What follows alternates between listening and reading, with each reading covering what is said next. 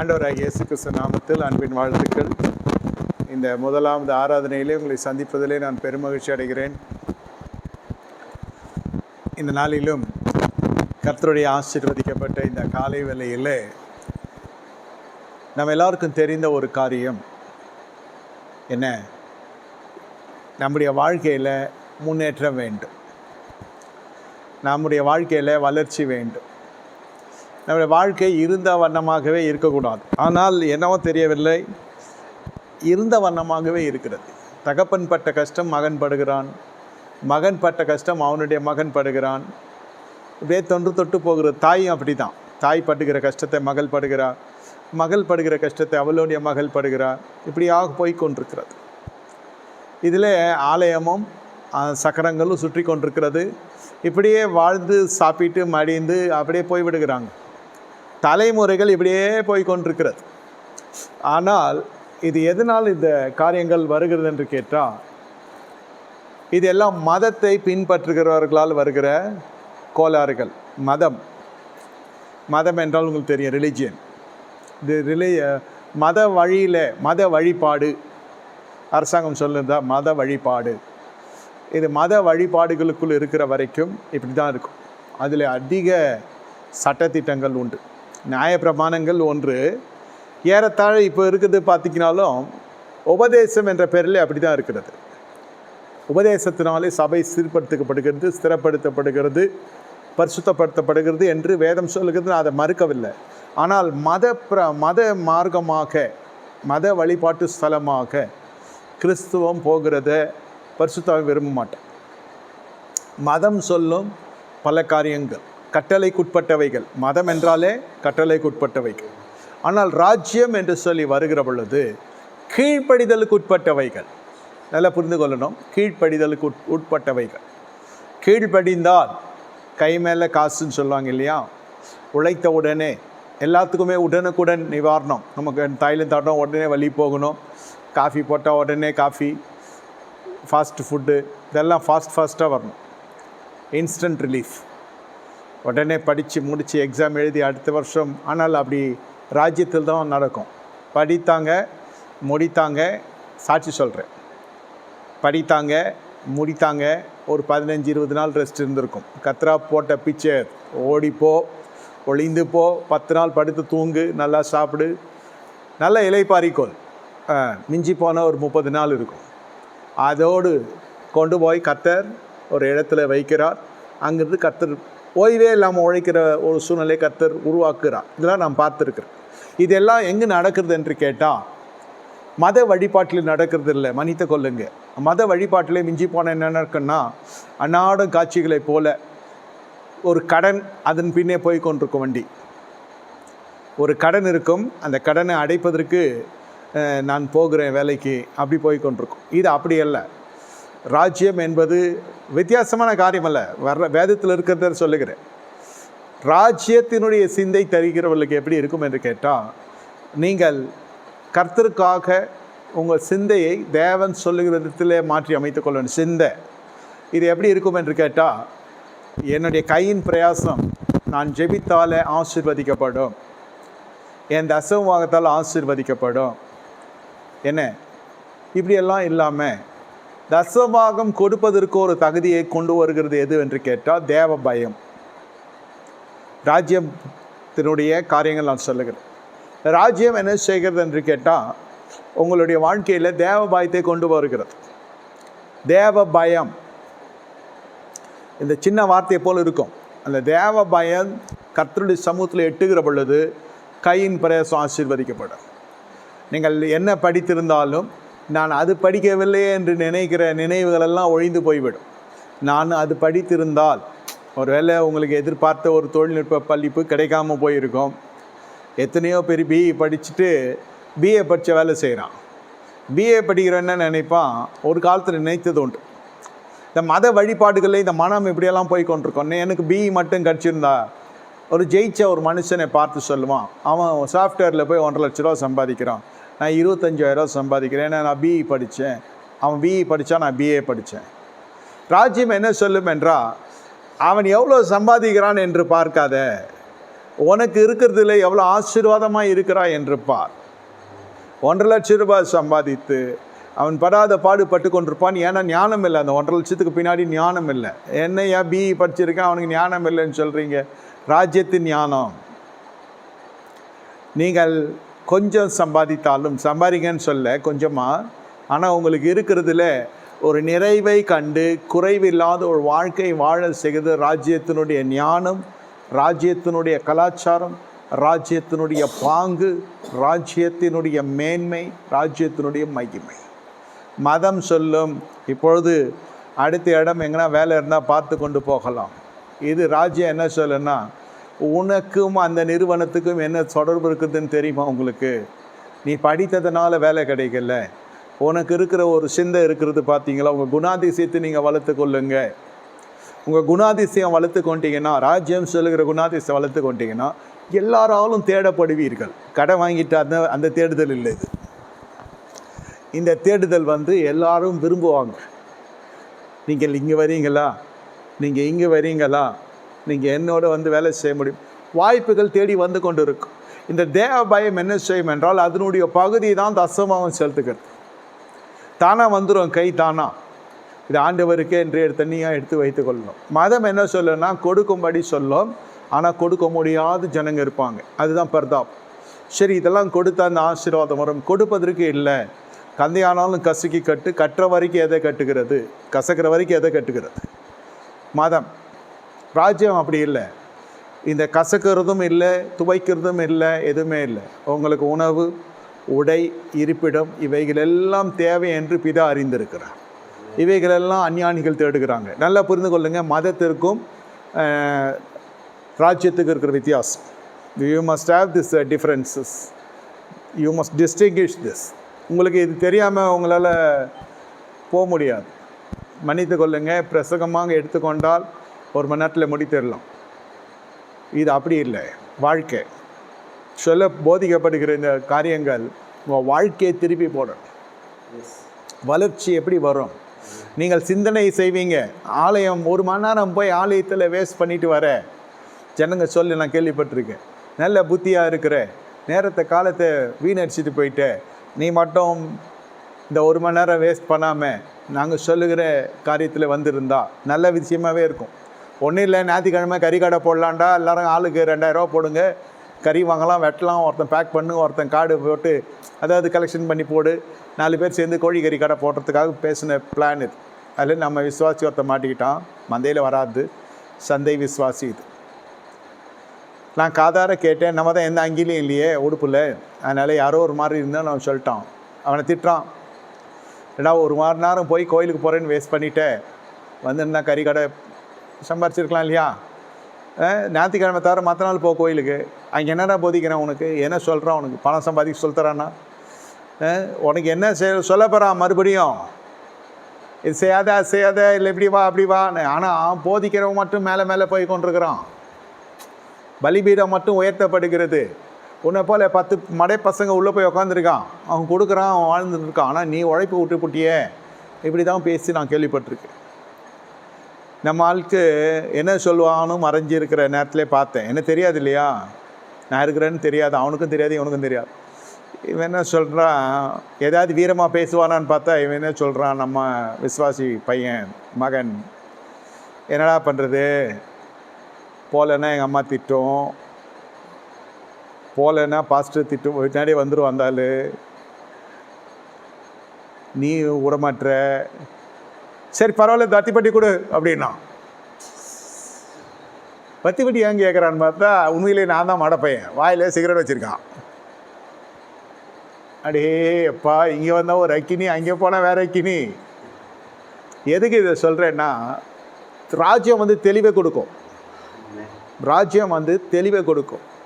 நான் ராஜ்யத்தை தேடுகிறேன், நான் ஆலயமாய் வாழுகிறேன், அந்த இடத்துல பரிசுத்தத்தில் எந்த விதமான ஒப்பு கொடுத்தலும், அதாவது அட்ஜஸ்ட்மெண்ட் இருக்காது, நோ காம்ப்ரமைஸ். ராஜ்யம் தள்ளி விட்டுறோம் நம்மள, இல்லைன்னா ராஜ்யத்துக்கும் நமக்கும் சம்மந்தம் இருக்காது. This should attract your character, should attract your nature, should attract your habit, should attract kingdom, not a man. ராஜ்யத்தை இழுக்கிறதா இருக்கணும். ராஜ்யம் உங்களை தேடி வருகிறது. இதுதான் இயேசு கிறிஸ்து போதித்த விதம். மனம் திரும்புங்கள், பரலோக ராஜ்யம் சமீபித்திருக்கு. வெவ்வேறு விதமாக அது திரிக்கப்பட்டு அது மறந்து போயாச்சு, வேறு விஷயமும் உள்ளே வந்துடுச்சு. ஒரு இடத்துல ஆரம்பிக்கும், ஜனம் அதிகமாக சேர அது அந்த நாட்கள் எல்லாம் யாரையும் தப்பாக பேசுகிற நினைத்துக்கொள்ள வேணாம். இப்போ இருக்கிற காலம் அப்பொழுது இல்லை. 90லேருந்து 2000 வரைக்கும். அப்போ வாட்ஸ்அப் கிடையாது. ஒரு ஃபோட்டோ எடுக்கிறோன்னா கூட பணத்தெல்லாம் ஃபோட்டோ எடுத்து நான் பார்த்துருக்கேன். பணத்தை ஃபோட்டோ எடுத்து அதை உட்கார வச்சு அதுக்கு எல்லாத்தையும் கட்டி ஃபோட்டோ எடுத்து அப்புறம் அதையெல்லாம் ஒரு காலகட்டம் வந்து எல்லாம் கட் அண்ட் பேஸ்ட்லாம் பண்ணி அது சின்ன பையன் மாதிரி வச்சு சோத்திர கூட்டை வைக்கிறதெல்லாம் நான் பார்த்துருக்கேன். ஏன்னா கேமரா கிடையாது, வீடியோ கவரேஜ் தான் வரணும். உங்களுக்கு சவப்பட்டியெல்லாம் ட்ரை சைக்கிளெல்லாம் போயிருக்கு. எங்கள் வீட்டு 2 பேரையும் வந்து எங்கள் பாட்டியெல்லாம் மீன்பாடி வண்டியில் தான் வச்சு எடுத்துன்னு போனோம். ரோடும் சரி கிடையாது. வின்சென்ட் பார்க்கர்லாம் இப்போ தான் வந்துச்சு. இங்கே அமரர் ஊர்தி கிடையாது, இங்கே பள்ளம் மேடு, யாரும் வரமாட்டான். இப்படியெல்லாம் அங்கே இருந்த காலம் நான் சொல்ல 90லேருந்து 2000 வரைக்கும். அப்புறம் நவநாகரிகங்கள்லாம் உள்ளே வந்தது. இல்லை, எதுக்கு இதை நான் சொல்கிறேன்னா, பெருந்திரளான ஜனங்கள் வறுமை கோட்டுக்குள்ளே இருக்கிறாங்க. அந்த ஜனங்களுக்கு என்ன செய்வதுன்றே தெரியல. பணம் இல்லைன்னா யாரும் சேர்க்க மாட்டாங்க இல்லையா? அதனால் நம்ம கர்த்தரை நோக்கி போவோம். அப்படி வந்து உள்ளே வருகிற பொழுது செல்வந்தர்களுடைய விழுக்காடு குறைவாக இருக்கும், எளியோருடைய விழுக்காடு அதிகமாக இருக்கும். எல்லா சபையிலும் சொல்கிறேன். அப்புறம் எங்களை மாதிரி நோய் நொடி கொண்டு வேறு மதத்துலேருந்து வர்றவங்க கொஞ்சம் விழுக்காடு இருக்கும். இப்படி தான் போய் கொண்டிருக்கிறது. அப்பொழுது வலி வேதனை நிவாரணன்றப்போ சொல்கிறத கேட்போம், பகுத்தறிகிற அந்த சிந்தெல்லாம் இருக்காது. அதனால் யாரும் வந்து கல்லர்கள்னு நான் சொல்ல வரல. ஒரு இடத்துல கேட்டதை இன்னொரு இடத்துல போதிக்கிறது, இன்னொரு இடத்துல அப்படியே எங்கள் சபையில் இதை போதிக்கிறப்போ நிறைய ஜனங்க வராங்க. எல்லாருமே பார்த்திங்களாக்கா பேட்டர்ன் ஒரே மாதிரி இருக்கும். கூட்டி கழித்து பார்த்தா ஆடம்பரம் ஆட்சேபிக்கப்பட்ட பிரசங்களாக இருக்கும். ஏற்கனவே நம்ம வீட்டில் வறுமை. இப்போ பசங்க, பொம்பளை பசங்க இல்லை வீட்டு மனைவி என்ன சொல்லும், உம்மா கட்டிக்கிட்டு என்னையா இருக்குது, உன்னை கட்டி என்ன சுகத்தை கண்டேன் நான், ஒரு நகை உண்டா, நட்டு உண்டா, பொட்டு உண்டா, வீடு இருக்கிறா, வாசல் இருக்கான்ற நேரத்தில் இப்போ என்ன ஆகுது, ஒரு மனுஷனுடைய சம்பாதியம். அப்போ எல்லாம் நிறைய லேபர்ஸ் தான் அதிகம், ஆஃபீஸர்ஸ் கம்மி.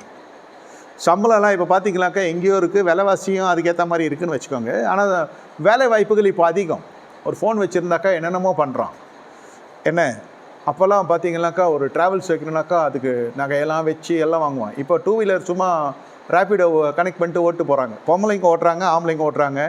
பொருளீட்டுதல் எவ்வளோ எளிமையாக இருக்குதுன்னு சொல்ல வரேன். நான் சொல்கிற சின்ன உதாரணம். இந்த மாதிரி அவங்களுடைய திறமைகளை அப்படியே எடுத்து போட்டு ஒரு அம்மா நல்லா மேக்கப் பண்ணியிருக்கோம். இது வந்து நடக்கிற காரியம் சொல்கிறேன். நல்லா அது மேக்கப் அதுவே போட்டுக்கோம். நிறைய களிம்புகள்லாம் வாங்கி செலவு பண்ணியிருக்கோம். ஒரு டைம் வந்து அதுக்கு ஒரு ஞானோதயம் உதிச்சு, நம்ம ஏன் மற்றவங்களுக்கு ஈச்சி விடக்கூடாது இதெல்லாம் அப்படின்ட்டு அது நான் சொல்லிச்சு.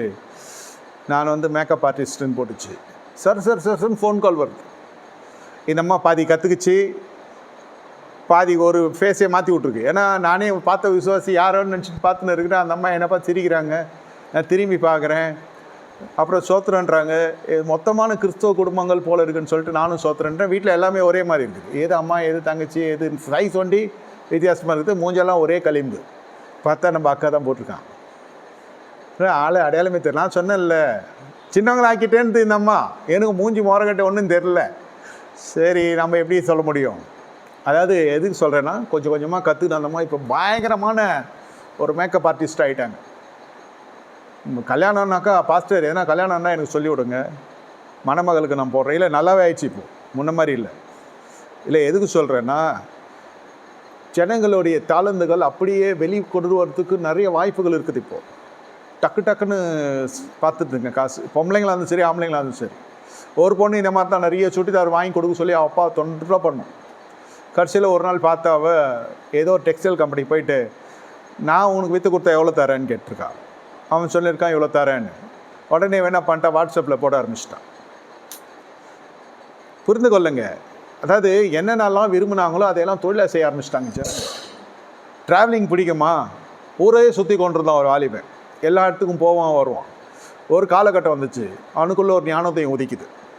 இதெல்லாம் இப்போ நடக்கிறது சொல்கிறேன். இதில் இந்த அறிவெல்லாம் அப்போ இல்லை. நான் என்ன சொன்னால், அங்கிள் ப்ரேயர் பண்ணுங்க.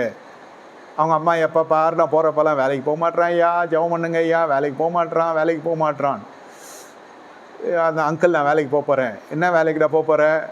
ஒரு ஷார்ட்ஸ் போட்டிருக்கான், முக்கா பேண்ட் போட்டிருக்கான், டிஷர்ட் போட்டிருக்கான், தலையை அப்படி கோதி விட்ருக்கான். சரி நம்ம சொன்னோன்னா பொறாமையில் சொல்கிறான்னு வந்துட்டான், கம்முன்னு இருக்கேன். அது ஒரு மாதிரி அலங்கோலமாக இருக்குது. அப்போல்லாம் நாங்களாம் வேலைக்கு போனோம்னாக்கா டிப்டாப்பாக சவரம் பண்ணிக்கின்னு, டை அடிக்காதவன் டை அடிச்சிக்கின்னு, பல் செட்டு கட்டாதவன் கட்டிக்கின்னு, இளைஞனை போல் காட்டி கொண்டு போகிற பெருசுங்களாம் இருந்துச்சு அந்த காலத்தில். அதை வெயிலில். இப்போ இவன் வேலைக்கு போகிறதே வந்து ஒரு முண்டா பனியனும் ஒரு 3/4 முக்கா பேண்ட்டும். முக்கா பேண்ட்டு தான் அது. முக்கா பேண்ட்டு, வயிறை காணும், நல்ல பிள்ளை, வயிறு இல்லை, இதான் நான் போகிறேன் வேலைக்குன்றான். ஏன்னா கோச்சின்னு போறியா, குளிக்க போறியா, டாய்லெட்டு போறியா, எங்கடா போகிறேன்னா வேலைக்கு போகிறேன்றான். ஏதோ அதெல்லாம் ஸ்பைக்ஸ் போட்டு தலையெல்லாம் நிற்கிது, எல்லா முடியும் நிற்கிது, வணங்கா முடி. சரி என்ன தாண்டா பண்ணுறேன், என்னால் நம்பவே முடியல, வேலைக்கு போகிறேன்னா கைடாக போகிறேன். எப்படி என்ன கைடு? இவன் எங்கெங்கெல்லாம் ஊர் சுற்றின்னு இருந்தானோ அதையெல்லாம் சுற்றுலாவுக்கு சுற்றுக்காட்டுலாம் போகிறான். டேய் என்னால் இது ஜீரணிக்கவே முடியல சொன்னது, அப்படியே கட்டி அணைச்சிட்டேன். டேய் நல்ல வருவடா நீ, ஆண்டவர் நான் ஆசீர்வதிப்பார். இது இங்கே போயின்னு கான்வர்சேஷனு உள்ளே இருந்தால் அவங்க அம்மா அவங்க அப்பாவும் திட்டுறாங்க. நான் அவங்களோட சேர்ந்துன்னு பார்த்தா இவங்களோட நான் சேர்ந்துட்டேன். அவன் அடுத்த வார்த்தை சொன்னான், சூப்பர்ரா, தொட்டுட்டடா என்ன. நான் அவங்க அப்பா அப்படியே என்னை பாஸ்டர்னு தட்டு பார்க்குறேன், அடிச்சு நொறுக்கிடுன்ற மாதிரி அவங்க அப்பா பார்க்குறாரு. இது ஒரு தருதலை, இதுக்கு கூப்பிட்டு விட்டா இது அதுக்கு மேலே இருக்குதுன்ற மாதிரி அவங்க அம்மா பார்க்குது. சூப்பராக சொன்னான். இளைஞன் அங்கிள் வர்றவங்க எல்லாம் இதே கோலத்தில் தான் வருவான். என்ன இந்த முண்டா பனின்னு, முக்கா பேண்ட்டு, தலையெல்லாம் சிலிப்பு விட்டுன்னு வருவான். இங்கெல்லாம் இன்னும் கொஞ்சம் இதெல்லாம் இருக்குது, நான் போட்டுன்னு வரேன், நீங்கள் டிஸ்டர்ப் ஆக மாட்டீங்களேன்னு. சரி ஃபுல்லாக வாடா பரவாயில்ல. நான் நினச்சேன் சட்டெல்லாம் போட்டுன்னு வரான்னு பார்த்தா வலையிலெல்லாம் போட்டுக்கின்னு, காதை குத்திக்கின்னு, மூக்கை குத்திக்கின்னு, என்னென்னமோ அவன் ஆர்னமெண்ட்ஸ் எல்லாம் போட்டுன்னு வரான். பார்த்தா இப்போ கூட பாஸ்டர் ஒன்றும் சொல்லப்பாரு, வாயில் கொழுக்கட்டையை வச்சுருக்காரு மாதிரி பார்க்குறாங்க பேரண்ட்ஸு. அப்புறம் சொன்னால் இதே மாதிரி போனால் தான் அந்த கிளைண்ட்ஸ் இருக்கிறான் இல்லையா, அவனுக்கும் எனக்கும் வந்து ஒருமானப்படும். என்னை அணியனாக பார்க்க மாட்டான். சாதாரணமாக கொடுக்குறது வாரி இறைப்பான். சாதாரணமாக போனால் ஒரு 500 ரூபா கொடுப்பான். நான் இந்த காஸ்டியூமில் போகிறேன், என் வேலையெல்லாம் என்னமோ வேலை தான். இந்த மைண்டு த சைக்காலஜி. இப்போ அந்நியமாக தெரிஞ்சால் என்ன நினைக்கும், இங்கிலீஷ் ஒன்றி தான் தெரியும் நம்ம பையனுக்கு, அதுவும் சரியாக வராது. இதெல்லாம் பேச்சஸ் பாருங்கள், தன் குறையை நிறைவாக்குற இடங்களில் பார்த்து கொண்டான். அதெல்லாம் சர்வசாதாரணமாக போகிறான். ஒரு கால் டாக்ஸி அவங்களே வராங்க. நீங்கள் ஏதோ ரூட்டு போட்டு அவன் வந்து தொத்தின்னு போகிற அளவுக்கு நம்மளாம் பஸ்ஸில் நின்று போகிறோம். பஸ்ஸில் நின்று ஃபுட்பால் அடிச்சுன்னு போன ஆள் நான்லாம். இப்போ பார்த்தீங்களா இந்த பக்கமாக அந்த பக்கமானு என்னென்னோ ரூட் சொன்னால் அவங்க வந்தாங்க, கூப்பிட்டு போனாங்க. போகிறப்போ 2000 ரூபா கொடுத்தாங்க சொல்கிறது. அவனை லாஸ்ட் டைம் இந்த மாதிரி தான் ஆச்சு. ஒரு கிளைண்ட்டு அவங்க சொல்லி விட்டு இவங்க வராங்க, அதே கோஷ்டி. என்ன 500 ரூபான்றது 2000 ரூபா கொடுக்குறாங்க. இப்போ இவரை பிடிச்சிட்டோன்னே இவர் வந்து ரொம்ப ஆத்தரைஸ்டு கைட் ஆகிட்டார். இவர் கை சுத்தம், வாய் சுத்தம், நல்ல எல்லாத்தையும் சுற்றி காத்துறதுல ஒரு திறமை. நீங்கள் உங்கள் சாப்பாடு நீங்கள் சாப்பிடுங்க, நான் எங்கள் சாப்பாடு நான் சாப்பிட்டுக்கிறேன்றான். ரொம்ப பிடிச்சிடுச்சு. அம்மா ஒன்று என்ன சொல்லுது, வேலைக்கு போகல, வெட்டிக்கு போகல, இது பண்ணல, அது பண்ணல. See the depth of the knowledge of the business.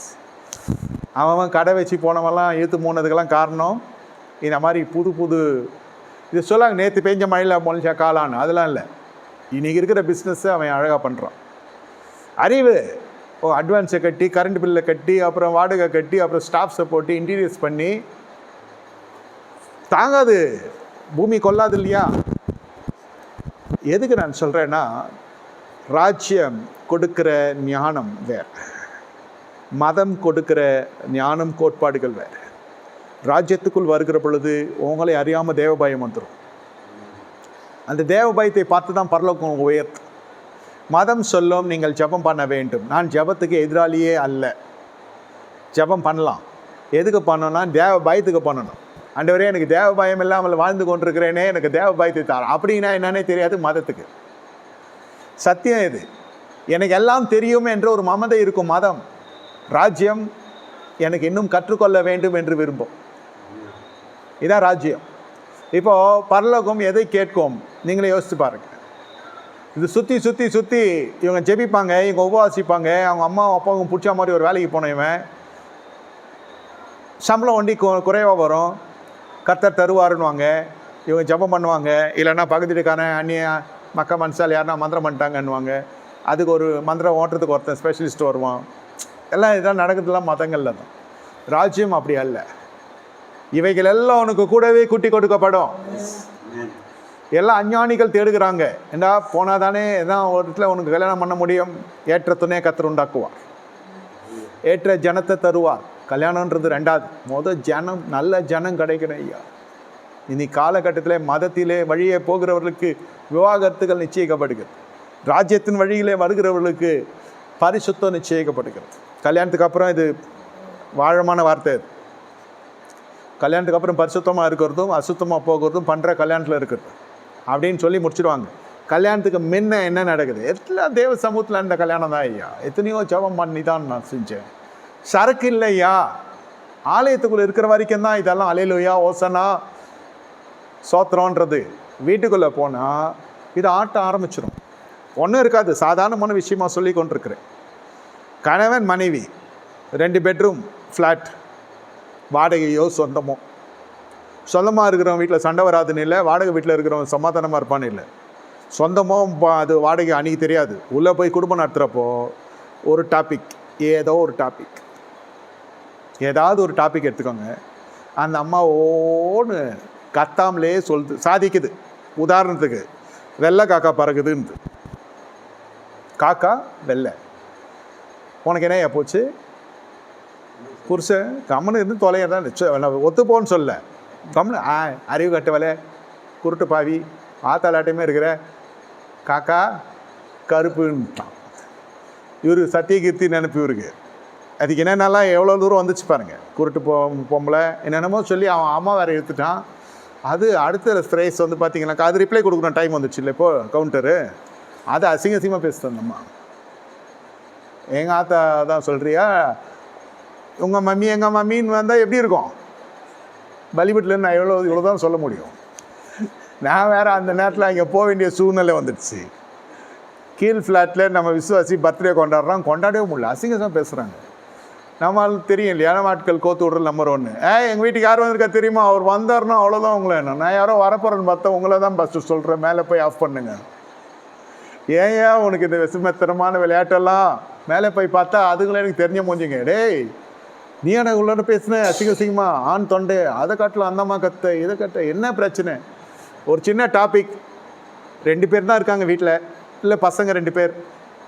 இதை அந்த அம்மாவை ஜெயிச்சு ஒன்றும் ஆகலை. நடுவர் கிடையாது, ஒரு நியாயம் கிடையாது, அதில் ஒரு லாபமும் கிடையாது. ஏதாவது ஒன்று இருந்தால் கூட சரி. என்னன்னா சொல்லியிருக்கேன், ஏதோ இந்த சீரியல் சண்டை, இது சீரியல் கொலை அது இல்லை, டெலி சீரியல்னால சண்டை. மதம் சொல்லணும், ஒன்று மகனை டிவி பார்க்காதன்னு சொன்னல, அதனால தான் வீட்டில் உள்ள பிரச்சனைன்னு.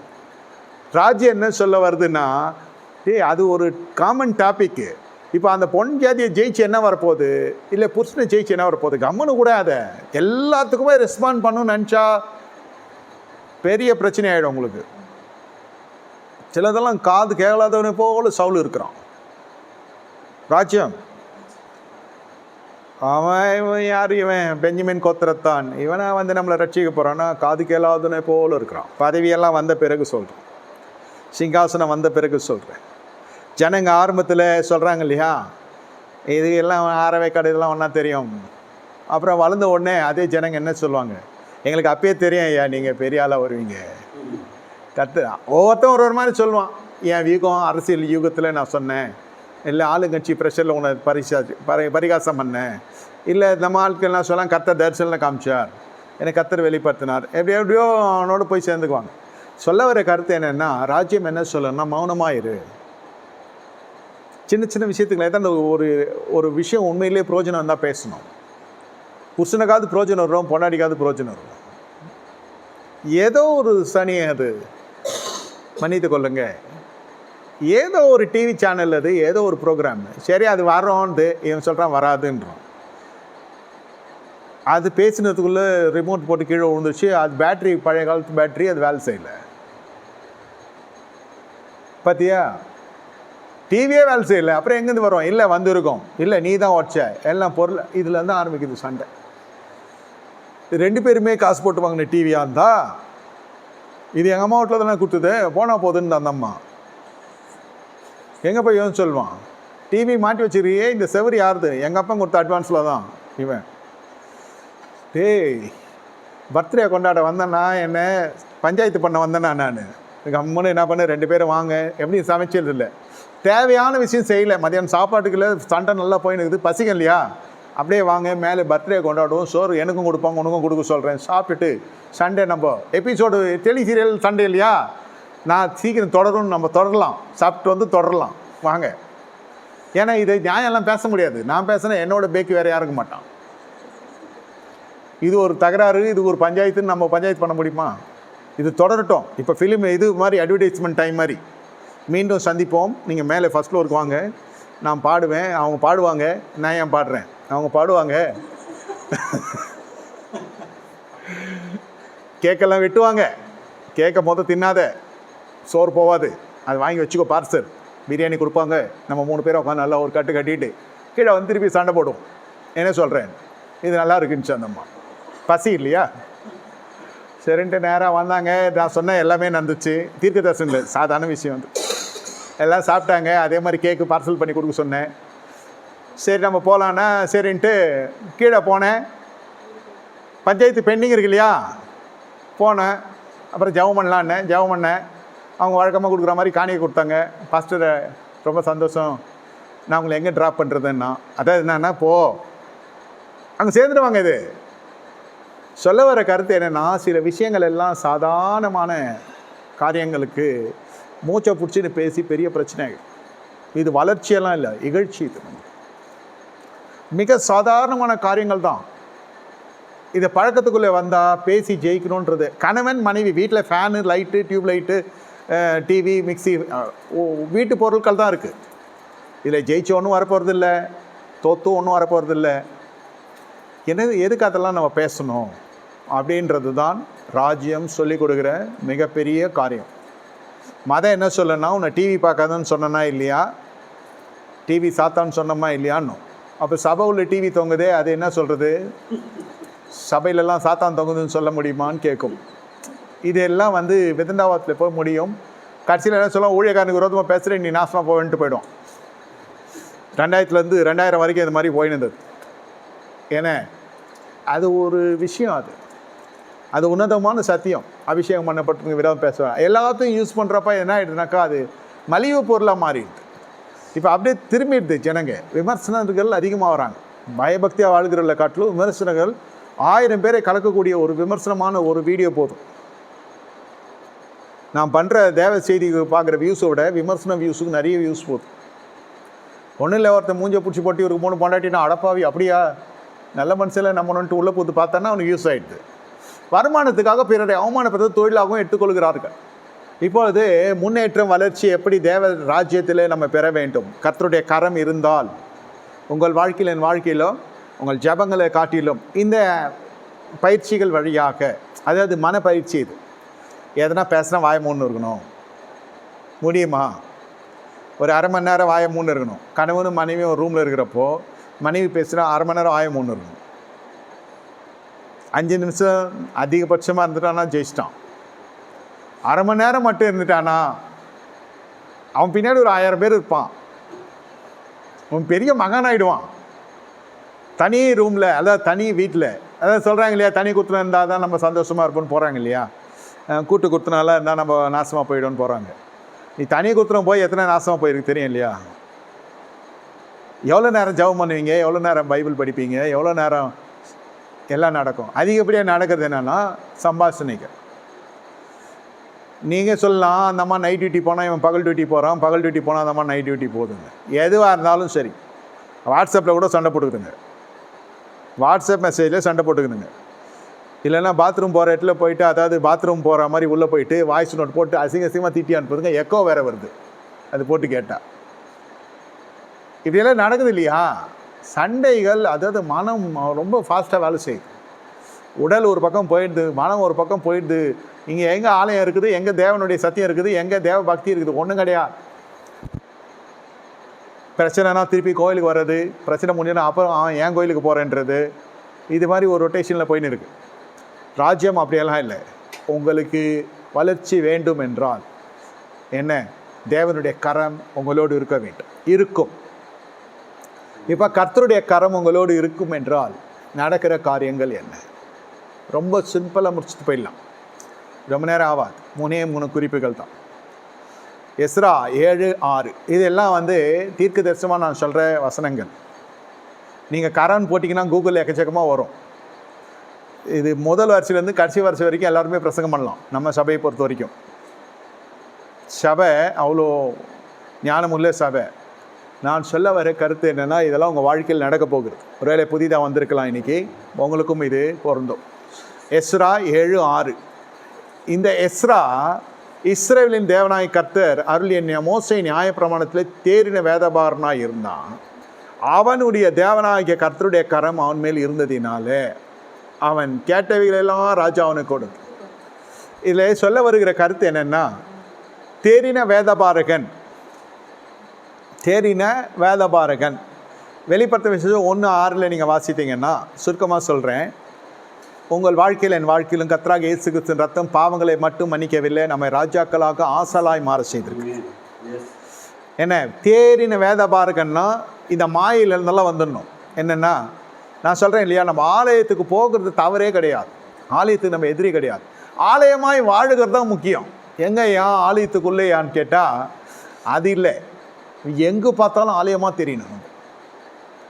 சரி, அந்த அம்மா பேசி தொலையிட்டோம் ஆரம்ப ஸ்டேஜில். சரி, பேசி தான் தொலை, என்ன தான் பண்ணுறது. அது பேசி அப்புறம் நல்ல உடன்படிக்கைக்கு வந்துடும் அந்த அம்மாவோ ஐயாவோ. ஐயா பேசுனா அம்மா கம்முன்னு இருக்கணும், அம்மா பேசுனா ஐயா கம்முன்னு இருக்கணும். கணவன் மனைவி சின்ன வயசு மட்டும் இல்லை, பெரியவங்க வயசு வரைக்கும் இப்படி தான் இருக்கும். இப்போ என்ன ஆகும்னா, இந்த உடன்படிக்கைக்குள்ளெல்லாம் நான் வர்றதில்லை. ஆனால் வேதம் ஒண்டி சுமக்கிறேன். நல்லா புரிந்து கொள்ளுங்கள், வேதம் சுமக்கிறேன், கரெக்டாக வரேன், கரெக்டாக போகிறேன், தசமாக கொடுக்குறேன், உபவாசம் செய்கிறேன், இந்த பரிசை ஜபந்தான், ஜபிக்கிறேன், உபவாசிக்கிறேன், காணிக்கை செலுத்துக்கிறேன், இதுதான் நடக்கும். ஆனால் இதில் என்ன ஒரு பிரச்சனைன்னு கேட்டால், ராஜ்யம் சொல்லுகிறதுல தேறின வேதபாரகனாக இருக்கிறான் என்றால் என்ன? வேதத்தை கற்கிறவனாக மட்டுமில்லை, போதிக்கிறவங்க மட்டுமில்லை, அதை கடைபிடிக்கிறனா இருக்கிறான். நிறைய பேர் வேதத்தை கட்டி பிடிச்சி முத்தம் கொடுத்துக்குவான், தலைமாட்டான வச்சு படுத்துக்குவான், தலகாணி பக்கத்தில் வச்சு படுத்துக்குவான், வேதம் தான் எல்லாம் அணுவான். ஆனால் திறந்து படிக்கவே மாட்டான். நீங்கள் வேணால் பார்த்துருக்கலாம். படிக்கிறாங்களா இல்லையான்றது அவங்களுடைய கனிகளில் அறியலாம். முதல்ல ஒரு மாதிரி தான் இருந்தால் அந்த மனுஷன், மனைவி சொல்லணும் இது. இப்போல்லாம் எங்கள் வீட்டுக்காரர் அப்படி இல்லை, இப்போல்லாம் அப்படி இல்லவே இல்லை, அன்று பார்த்த மனுஷன் வேறு. எல்லாருமே இப்படி தான். அதாவது நிறைய பேர் நல்ல வரன்லாம் வேணான்ருவாங்க. அந்த டைமில் என்ன தெரியும், இது பின்னாடி உட்காந்து மார்க் போடணும் கூட தெரியாது அந்த பையனுக்கு, அந்த மணமகனுக்கு. இது நம்மளுக்கு ஒரு மார்க் விழுன்னு கூட தெரியாது. அவனாகவே காண்பிப்பான். அதை பார்த்தோன்னே இது தருதல், இது வேணான்ருவாங்க. அது திருமணத்துக்கு பிறகு பார்த்தீங்கன்னாக்கா அது பெரிய ஜாதியாய் கர்த்தர் உயர்த்துவான், பெரிய மனுஷனாய் கர்த்தர் அவனை உயர்த்துவான். அப்போ அது விடுபட்டு போன திருமணங்கள்லாம் வேணான்னு கேன்சல் பண்ணிட்டு போனவெல்லாம் பார்த்தோன்னே வாயடிச்சு போயிடுவான். ஐயோ, நான் பாரு என்ன மாதிரி ஏமாந்தேன், கணிக்கிறது சொல்கிறேன். அதே மாதிரிலாம் நம்ம யாருக்கும் மார்க்லாம் போடக்கூடாது. வேத பார்க்கனா இருந்தால் நம்மளை நியாயம் தீர்க்கணும்னு கிடையாது. வேதம் என்ன எவ்வளோ தூரம் திருத்துக்கிறது, என்னுடைய பழைய வாழ்க்கை என்ன, என்னுடைய இன்றைய வாழ்க்கை என்ன, எவ்வளோ இடைவெளி இருக்கிறது பழைய வாழ்க்கைக்கு இன்றைக்கும். பல டாபிக் இருக்குது, பல தலைப்புகள் இருக்குது. நீங்கள் காலையில் எழும்பி சாயந்தரம் படுக்கிறதுக்குள்ளே பல தலைப்புகள் வழியே நீங்கள் பயணப்படுகிறீர்கள். ஒவ்வொரு மனுஷனும் சொல்கிறேன், உங்களுக்கு ஒவ்வொரு தலைப்புகளும் சுவையாக இருக்கும். ஒருவேளை மனைவி சுவையாக இருக்கும், சில உறவுகள் கசப்பாக இருக்கும். பெற்றோர் சுவையாக இருக்கும், உடன்பிறப்புகள் பார்த்தா ஜில்லுன்னு இருக்கும், மனைவி வீட்டாரை பார்த்தா கசப்பாக இருக்கும். சில பேருக்கு யாருமே வேணால் மனைவி இருந்தால் போதும்னு இருக்கும். சில பேருக்கு பிள்ளைகளே கொஞ்சம் 15 வருஷத்துக்கு முன்னே என்ன சொல்லுவாங்கன்னா, ஐயா ப்ரேயர் பண்ணுங்கள், எனக்கு ஒரு பிள்ளை வேணும். 15 வருஷம் கழிச்சு என்ன சொல்லலாம், இந்த படவை தான் ப்ரேயர் பண்ணால் அப்படி பிறந்தது. நான் என்னடா பண்ணேன்? அதாவது மனசனுடைய மனம் சொல்கிறேன். எந்த கிறிஸ்துவ வீட்லேயும் நீங்கள் பார்த்தீங்கன்னாக்கா தகப்பனுக்கும் பிள்ளைக்கும் பார்த்தீங்கன்னா பங்காளி சொன்னமாக இருக்கும். ஆம்பளை பசங்களுக்கு அது மெயினாக. நம்ம சொல்கிறோம், அது கேட்காது. நம்ம என்ன சொன்னாலும் அது கேட்காது. நம்ம அப்படியே ஹெட் மாஸ்டர் ஆகிடுவோம், பாஸ்டர் ஆகிடுவோம், அப்போ சொன்னால் தீர்க்க தரிசனம் அப்பேன் சொல்கிறேன், அதுதான் நாடகம் பாரு, தருதலை உருப்படாது. என்ன விசுவாசம் ஐயா? இதுக்காக பணத்தை கொட்டி படிக்க வச்ச, இதுக்காக ரத்தம் சிந்தி வரவியை சிந்தி படிக்க வச்சு ஆளாக்கி உருவாக்கி இப்படி ஆசீர்வதிக்கணும். அதாவது அவங்களோட ஒத்து போகிறதுன்றதே கஷ்டமான காரியம். உன்னை ஏதோ படிக்க வச்சு தொலைச்சிட்டேன், வயசு ஆகுது, 27 ஆகுது, உடனே என்ன பண்ணோம்? எந்த சார்ஜர்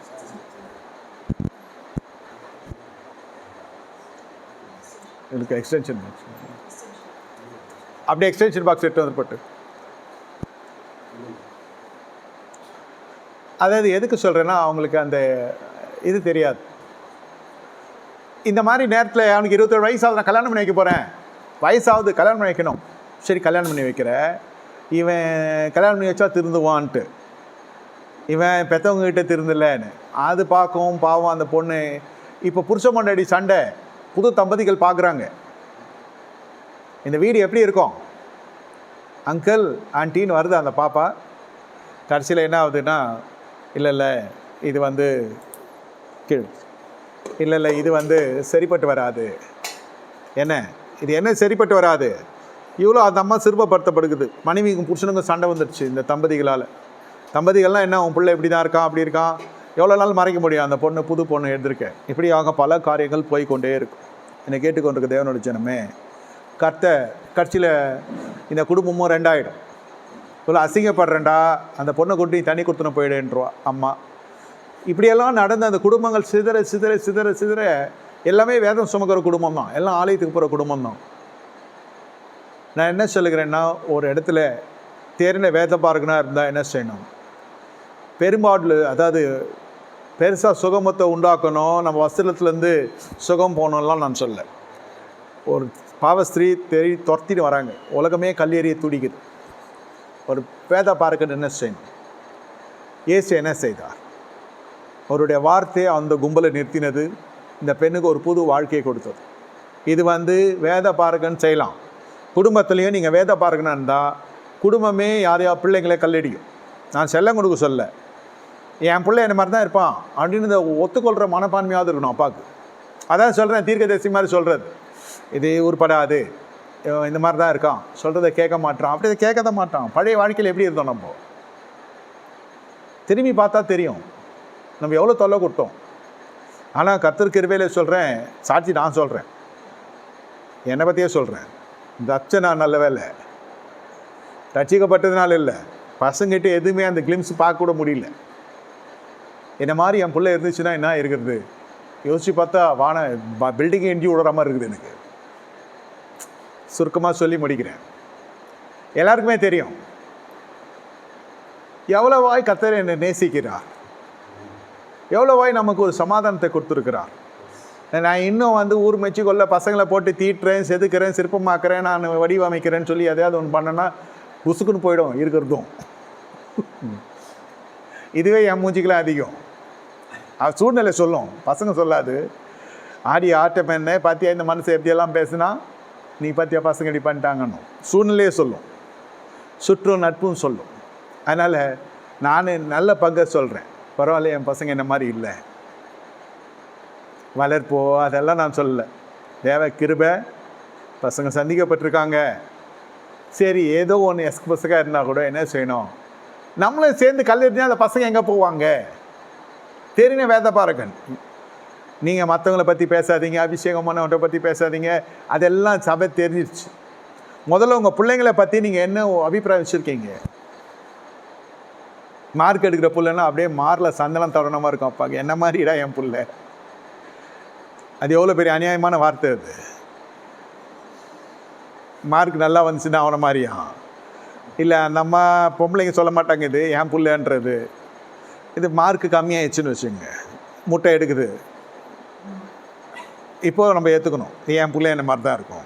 பின்னா அப்துல் கலாம் பிள்ளையா அது? சரிடா, எப்படிடா முட்டை எடுத்த, என்னடா ஆச்சு?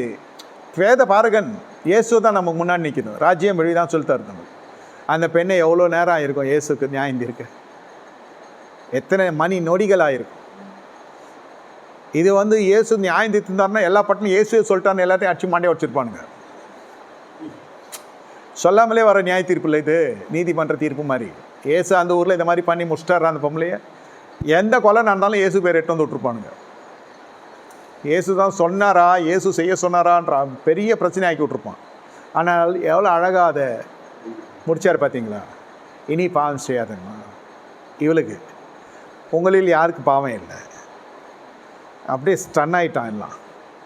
வார்த்தை வாயிலிருந்து புறப்படுற வார்த்தை ஒருத்தரை காப்பாற்றுறதா இருக்கணும்.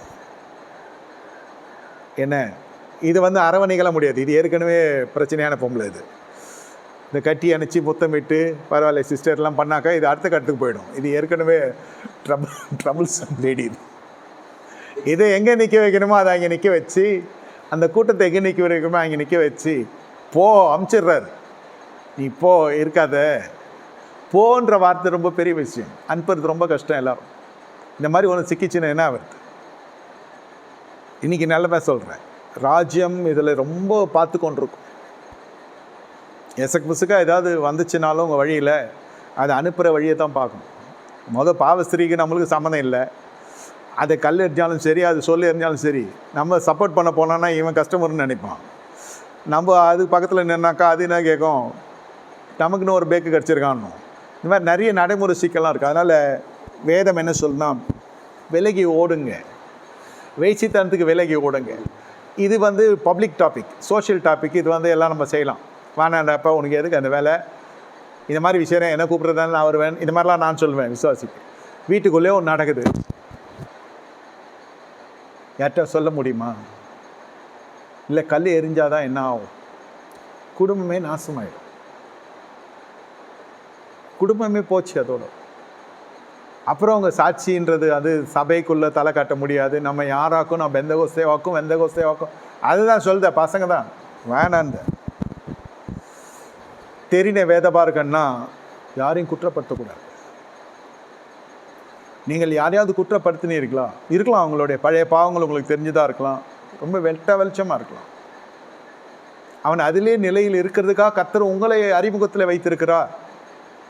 நீங்கள் அவர்களுக்காக ஜெபித்திருக்கணும், அவர்களுக்காக நீங்கள் மன்றாடி இருக்கணும், அவர்களுக்காக நீங்கள் எல்லாமே செஞ்சால் கூட நீங்கள் அவங்க இடத்துல நிறைய குற்றப்படுத்தக்கூடாது. இல்லைன்னா உண்மையிலே உங்களுக்கு ஒரு விஷயம் தெரியுதா, அதை தனிப்பட்ட நபரை கூப்பிட்டு எப்படி பக்குவமாக சொல்லி புரிய வைக்க முடியும் புரிய வச்சுட்டு அதோடு நீங்கள் வெளியே வந்துடணும். அவன் விஷயத்தை கொண்டு போய் வெளியில் போய் பேசக்கூடாது. ஆமாம், எனக்கு கர்த்தர் நேற்றே வெளிப்படுத்தினார், சொப்பனத்தில் காமிச்சார், அதை சம்மந்தப்பட்ட ஜனங்கிட்ட சொல்லலாம். தேறின வேத பார்க்கனா இருக்கிறது ஆலயத்திலே போதிக்கிறதுலையோ பிரசங்கம் பண்ணுறது தீர்க்கதரிசனம் சொல்கிறதுலே இல்லை. யாரை பற்றியும் எந்த இடத்துலையும் நீங்கள் போய் மாட்டிக்கொள்ளக்கூடாது. அப்படி இருந்தீங்கன்னா உங்கள் வாழ்க்கையில் கர்த்தருடைய கரம் உங்கள் மேலே இறங்கும். இல்லைன்னா கரம் இறங்காது, ஜபமே போவாதுன்னுவான் நிறைய பேர். என் ஜபம் கர்த்தர் கேட்கல, ஆளை வச்சு ஜபம் பண்ணுறது, எழுதி கொடுத்து ஜபம் பண்ணுறது. சரி, தீர்க்கதரிசிகள் விண்ணப்பம் பண்ணால் கர்த்தர் கேட்க இல்லைன்னு சொல்ல. ஆனால் கர்த்தருடைய கரம் உங்கள் கூட வைக்கிறது அது உங்கள் ஜோலி. That's your home task. சபை தலையிடாது. சத்தியமாக சொல்கிறேன், சபை தலையிடவே முடியாது. இது பொய்யான தகவல். அப்படியெல்லாம் இருந்துச்சுன்னா நான் ஜெபிக்கிறேன். கர்த்தருடைய கரம் கூட இருக்கணும்னாக்கா நீங்கள் வாயை உங்கள் கண்ட்ரோலில் வச்சுக்கணும். பெத்த பசங்களை பேசுகிற மாதிரியா பேசுகிறாங்க விசுவாசிகள்? அதை அப்படி தான் சேட்டை பண்ணும். 20 வயசில் நீ எப்படி இருந்த? அப்படி யோசிச்சு பார்க்கணும். என்னை சந்தித்த தேவன் என் பிள்ளையை சத்தியமாய் சந்திப்பார். என் விசுவாசம் அப்படி தான். என்னை சந்தித்த என் தேவன், என் குடும்பத்தை சந்தித்த என் தேவன் மற்ற குடும்பங்களையும் கர்த்தர் சந்திப்பார். சின்ன வயசில் ரட்சிக்கப்பட்டாச்சு, அதுவே இப்படின்னா 40 வயசில் ரட்சிக்கப்பட்டதான் என்ன இருக்கிறது மற்ற நிலமெல்லாம்? நான் பொழைச்சிடுவேன், எனக்கு சத்தியமாக தெரியும் தீர்க்க ஆயுசு கர்த்தர் கொடுத்துருக்குறார். நான் பொழைச்சிக்குவேன், நான் வளர்ந்துருவேன், நான் வருவேன், நான் நல்லா இருப்பேன்றதெல்லாம் எனக்கு தெரியும். என்னால் எவ்வளோ பேர் பாதிக்கப்பட்டிருக்கான்றது தான் முக்கியம். இது மாதிரி யோசிக்கணும். நம்ம எப்படி இருந்தோம், எவ்வளோ ஒரு நெருக்கமான பகுதியெல்லாம் உங்கள் வாழ்க்கையில் உங்களுக்கே தெரியும். கர்ணம் தப்பினா மாறணும். இன்னைக்கு திரும்பி பார்த்தா என் தேவனாய கர்த்தருடைய கரம் ஒரு முறை அல்ல பல முறை இறங்கினதை ஒவ்வொரு விசுவாசியும் உணர முடியும். அந்த கண்ணோட்டில் பார்க்குற பொழுது முதல்ல என்ன ஒரு ட்ரையல் எடுத்துன்னு போகிறார் கர்த்தர். ஒரு பாதையில், அது ஜிலோன்னு இருக்கிற பாதை, கண்ணு முன்னு தெரியாத பாதை, உலக மகா பாவி போல இருக்குது நம்ம நானே நினைக்கிற அளவுக்கு இருக்கும். பின்னாடி பார்த்தா நம்ம மாமே மச்சான் அங்காளி பண்ண விசுவாசிக்கு தான் எல்லாம் அதே ட்ராக்லேயே வரும். வாங்க வாங்க உட்காருங்க, வாங்க சாப்பிடுங்க. என்ன ஐயா இந்த மாதிரி ஆயிடுச்சு, முன்னாடி போயிருக்கேன், அதே பாதியிலே கடந்து போயிருக்கிறேன். ஆண்டவரே இப்போ தெரிந்த ஐயா ஏன் நடத்தினீர்னு. இல்லைன்னா என்ன இருப்பேன், ஏதோ கல் எடு கல்ல அடி அவனை என்னென்னமோ பேசக்கூடாதெல்லாம் பேசி அவ்வளோதான். அவன் எல்லாம் முடிஞ்சு கடைசியில் தேவ சமூகத்துக்கு வரவங்ககிட்டையும் போயிட்டு இப்படி பேசினான். இந்த போதிக்கிறதுல இல்லை பிரச்சனை, பிரசங்கம் அழகாக கண் கவர் பிரசங்கம்லாம் நிறைய இருக்குது, எதுக்கை மோனையோடு பேசுறதெல்லாம் இருக்குது. இது வந்து பட்டிமன்றம் கிடையாது, இது வந்து பலிபீடம், பரிகாசத்தின் இடம் கிடையாது. இந்த இடம் நீங்கள் பேசுகிற பேச்சு ஒவ்வொன்றும் ஒவ்வொருவருடைய உயிர், ஒவ்வொருடைய வாழ்க்கை, ஒவ்வொருடைய எதிர்காலம் சம்பந்தப்பட்டது. நீங்கள் பெரிய ஆத்தும பாரம் கொண்டவர்களாக இருக்கலாம், நீங்கள் பீகாருக்கு போகலாம், நீங்கள் வந்து இந்திய தேசத்துக்கு அப்படியே குலுங்கி அழுது ஜெபிக்கலாம், சோர்த்தனை இல்லாமல் உபவாசித்து வர நாடாளுமன்ற தேர்தலுக்கும் பாராளுமன்ற தேர்தலுக்குன்னு ஜெபிக்கிறவர்களாக கூட இருக்கலாம். முதல்ல உங்கள் பிள்ளைங்களை நீங்கள் எப்படி பார்க்குறீங்க என்பதை ராஜ்யம் பார்க்கும். என்ன கண்ணோட்டில் சிந்தனையிலே பிடிச்சிடும் ராஜ்யம். How dare you to think like that? Might be your own child. உங்கள் சொந்த பிள்ளையாக கூட இருக்கலாம், நியாயம் தீர்க்க முடியாது. ஆனால் ஒன்று சொல்ல விசுவாசமாக, என் பிள்ளை நல்லா வருவான், பிள்ளையே நம்மளை ஒரு மாதிரி பார்க்கும். இப்போ என்னடா அப்பா என்னப்பா இது, அன்பு வராத பிள்ளைலாம் அன்பாக பார்க்கும். ஒரு பையன் அப்படி தான் நான் சொன்னேன், அங்கிள் என்ன அங்கிள் பேசுகிறீங்க, இப்படி கேரண்டி கொடுக்குறீங்க எனக்கு, நானே வந்து சொன்னான்டி, இல்லைடா எனக்கு தெரியும் நீ நல்லா வருவேன், நல்லா வந்துட்டான். எல்லா வார்த்தைக்கும் ஒரு மறு உத்தரவு இருக்கிறது. நாவின் அதிகாரம் கர்த்தர் கொடுத்துருக்கிறா, மரணம் இருக்குது, ஜீவன் இருக்குது. அதில் நீங்கள் விளையாட்டாக பேசாது, அதாவது விளையாட்டாக சில பேர் பேசுவாங்க, அது எங்கே நடக்கும், எனக்கெல்லாம் அற்புதம் நடக்காது, எனக்கெல்லாம் பணம் வராது, இந்த காலத்தில் என் கடன் ஒழியாது, நான் செத்த பிறகு இந்த கடன் இருக்கும்னு நினைக்கிறேன். அப்புறம் பசங்களாம் எப்படி பார்ப்பாங்க, பாவி சண்டாலா இருக்கிறப்ப கொடுக்குற தொல்லை பத்தாதுன்னு இவர் விட்டு போகிற ஃபாலோ அப் அவன் வேறு வருவான். நல்ல வார்த்தையை பேச வராதா, இதுக்கு காசா பணமா, நல்லா வருவையா, ஆசீர்வதிங்க, மனசுக்குள்ளே ஆசீர்வதிங்க. என் பிள்ளை நல்லா வருவான், அவனை மாதிரி வருவான், அந்த வீட்டு பிள்ளைய பாரு, அதெல்லாம் வேணாம்.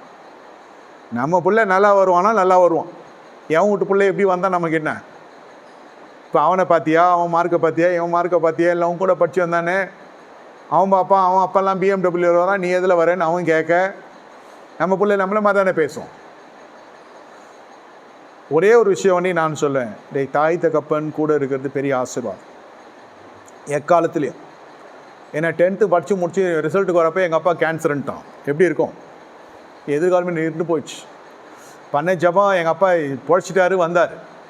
எத்தனையோ பிள்ளைகள் நான் பார்த்து நல்லா படித்து வந்தவங்கலாம் பேரண்ட்ஸ் சிக்காயிட்டாங்கன்னா படிப்பு தொடர முடியாது. சிக்காயிட்டாலே செத்து போயிட்டாக்கா என்ன ஆகுறது. ரெண்டுமே இல்லாத பேரண்ட்ஸ் இல்லை சில்ட்ரன்லாம் இருக்காங்க.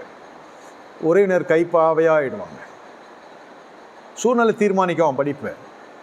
ரொம்ப சண்டை போடுவானா அப்பங்கிட்ட, ஃபோட்டோவை தான் பார்க்க முடியும், அப்பா இல்லை அம்மா இல்லை. யோசித்து பார்க்கணும். இந்த மாதிரி பிள்ளைங்களுக்கெல்லாம் படிப்பு எப்படி இருக்கும், எப்படி இருக்கும்னு சொல்லுங்கள். யார் வர முடியும், யார் வருவாங்க உதவின்னு சொல்கிறதுக்கு, யார் வருவாங்க? தாயும் கிடையாது, தகப்பனும் கிடையாது. இந்த மாதிரி பிள்ளைங்களெல்லாம் யார் காப்பாற்றுவாங்க? தாயும் கிடையாது, தகப்பனும் கிடையாது, யார் காப்பாற்றுவாங்க? யார் அவங்க பக்கத்தில் நிற்பாங்க? யாரும் இருக்க மாட்டாங்க. ஏதாவதுங்களா படிச்சு கிடிச்சு அதிக ஒழுங்காக போயிட்டு எதனா ஒரு ஹாஸ்டல் கிஸ்டில் போட்டு விட்டானா உற்பத்தி பண்ணி விட்ருவாங்க. அது சொந்தக்காரங்க வீட்டில் போயிட்டாங்கன்னா ரொம்ப கஷ்டம், பாவம் அந்த பசங்களாம். எதுக்கு நான் இதெல்லாம் சொல்ல, ஒரு கிருபை. பெற்றோர்களோடு கூட வளருகிறது ஒரு கிருபை.